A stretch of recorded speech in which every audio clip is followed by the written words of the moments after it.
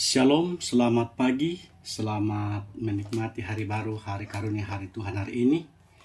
Dari Bukit Sion saya menyapa ibu bapa, saudara-saudaraku, semoga dalam keadaan sehat karena rahmat, berkat, dan pertolongan Tuhan. Kita akan membaca, mendengarkan, merenungkan firman Tuhan dari Yesaya pasal 9 ayat 2 sampai dengan ayatnya yang ke-7. Yesaya pasal 9 ayat 2 sampai dengan ayatnya yang ke-7 sesuai dengan renungan harian Toraja. Namun sebelum kita membaca, mari kita berdoa. Kami menundukkan kepala, kami merendahkan diri, kami memohon pengampunan, pengasihan, dan penyertaan-Mu. Hari ini kami boleh dibangunkan dengan tubuh yang sehat. Kami akan memulai aktivitas kami. Kami akan membaca, mendengarkan, merenungkan firman-Mu. Ya Roh Kudus, kuasai kami agar firman-Mu ini tidak berlalu begitu saja, melainkan tinggal dan diam di dalam hati kami. Dengarkan doa kami Tuhan, dalam Kristus kami berdoa. Amin. Yesaya pasal 9 ayat 2 sampai dengan ayatnya yang ke-7. Firman Tuhan demikian. Bangsa yang berjalan di dalam kegelapan telah melihat terang yang besar.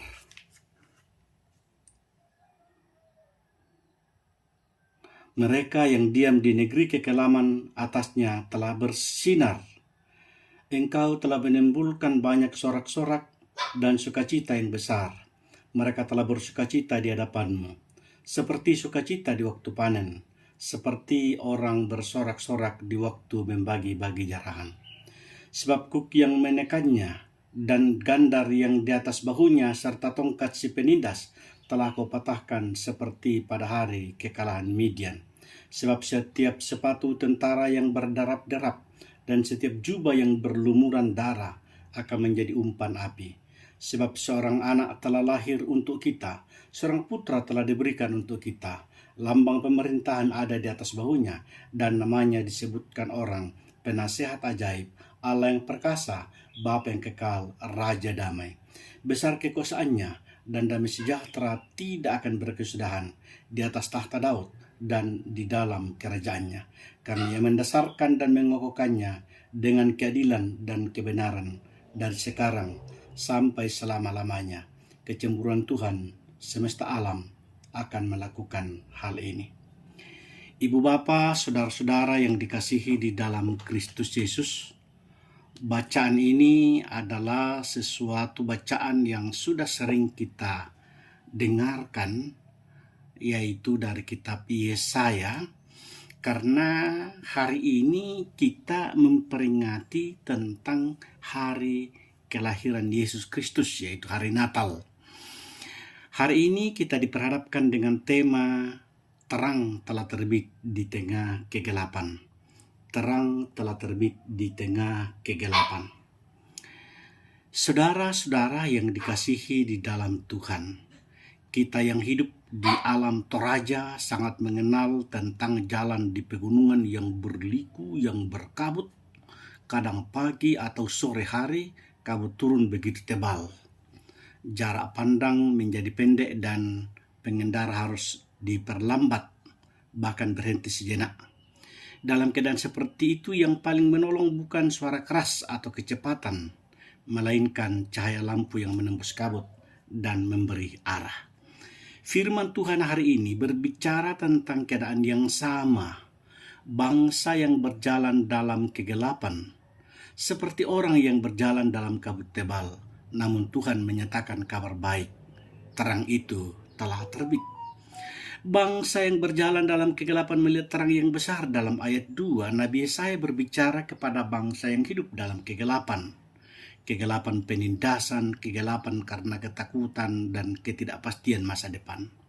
Wilayah Sebulon dan Naftali adalah daerah pertama yang hancur oleh musuh. Harapan seolah-olah padam. Namun firman Tuhan berkata, bangsa yang berjalan di dalam kegelapan telah melihat terang yang besar. Di Toraja, saat orang berjalan bersama pada malam hari menuju suatu tempat, tidak semua harus membawa lampu. Cukup satu orang membawa sulu atau obor atau lampu, maka rombongan dapat berjalan dengan aman. Ya, seperti kalau kita masuk di Londa, hanya satu lampu itu sudah bisa menerangi banyak orang.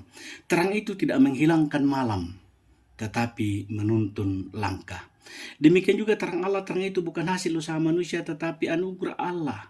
Dalam terang perjanjian baru, kita percaya bahwa terang itu adalah Yesus Kristus yang datang menerangi hidup manusia yang gelap oleh dosa dan penderitaan. Mungkin hari ini, dewasa ini, hidup kita seperti berjalan dalam kabut. Karena masalah keluarga, karena ekonomi sulit, karena kesehatan, atau karena pelayanan kita. Firman Tuhan menegaskan kegelapan bukan akhir cerita, sebab terang Tuhan telah datang.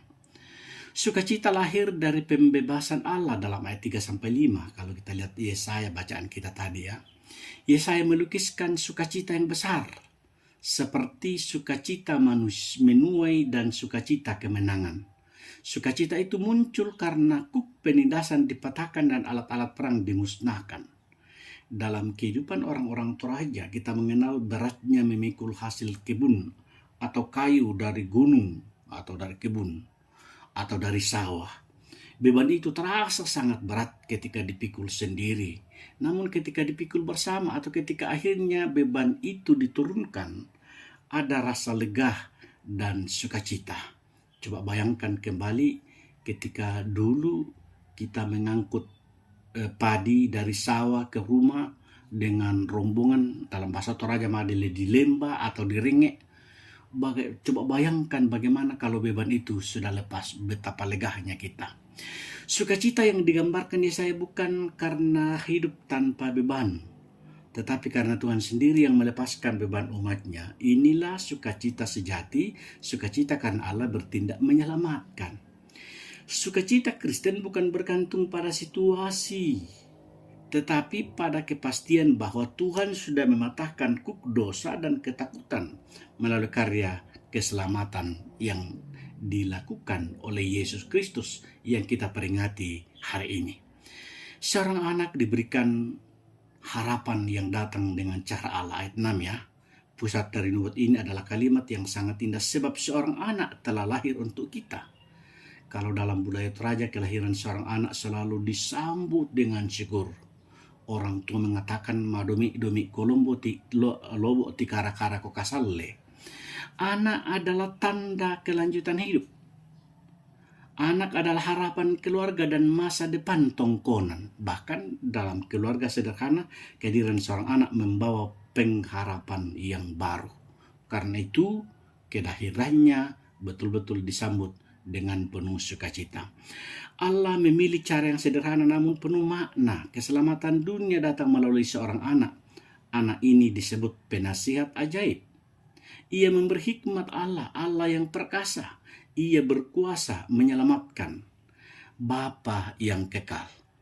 Jadi saudara-saudara, ketika kabut turun di pegunungan di Toraja misalnya, kita tidak mengutuk kabut itu. Kita menyalakan lampu dan melanjutkan perjalanan dengan hati-hati. Demikian pula dalam hidup ini, Tuhan tidak selalu langsung mengangkat semua masalah, tetapi Ia menyalakan terangnya di dalam Kristus. Marilah, ibu bapa, saudara-saudaraku, kita berjalan dalam terang itu dan menjadi terang bagi sesama. Di keluarga kita, di jemaat kita, di masyarakat kita, biarlah terang itu telah terbit dan damainya tidak akan berkesudahan sampai selama-lamanya. Amin. Mari kita berdoa. Ya Tuhan, Bapa yang rahmani, terima kasih. Engkau sudah membangunkan kami dengan tubuh yang sehat. Engkau telah membimbing dan menyertai kami memperdengarkan firman-Mu hari ini. Dan firman-Mu hari ini menerangi hati kami. Kami menyambut kedatangan-Mu di dunia ini dengan penuh syukur, dengan sukacita dan damai sejahtera. Kami percaya berkat-Mu, pertolongan-Mu akan selalu baru dalam kehidupan kami. Bapa di surga, kami berdoa untuk aktivitas kami, pekerjaan kami hari ini, di mana seluruh umat Tuhan merayakan Natal hari ini. Tuhan kiranya berkenan memberkati dan melindungi, memperlengkapi setiap umat Tuhan, bahwa di dalam Natal ini Engkau saja yang layak dipuji, dimuliakan, disembah, dan diagungkan. Kami berdoa untuk pekerjaan kami, Tuhan memberkati, Tuhan melindungi, biarlah setiap aktivitas kami hanya mengandalkan Tuhan. Kami berdoa untuk saudara-saudara kekasih kami yang merantau boleh kembali hadir bersama dengan kami, berkumpul bersama dengan kami, berjumpa dengan keluarga, sahabat, kerabat, handai taulan. Semuanya itu karena anugerah, karena kasih, karena rahmat, berkat, dan pertolongan Tuhan. Biarlah Tuhan memperlengkapi kami dalam damai Natal, sukacita Natal hari ini. Bapa di surga, berkati pemerintah kami agar menjadi saluran berkat-Mu, mengatur dan menata bangsa dan daerah kami, secara khusus di Tanah Toraja ini.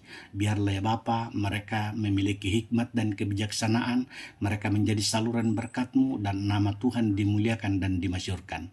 Dengarkan doa kami Tuhan, dengarkan permohonan kami. Kami berdoa kepadamu, kami meminta kepadamu, hanya di dalam Kristus kami berdoa. Amin. Kurusumanga puang pasake kami.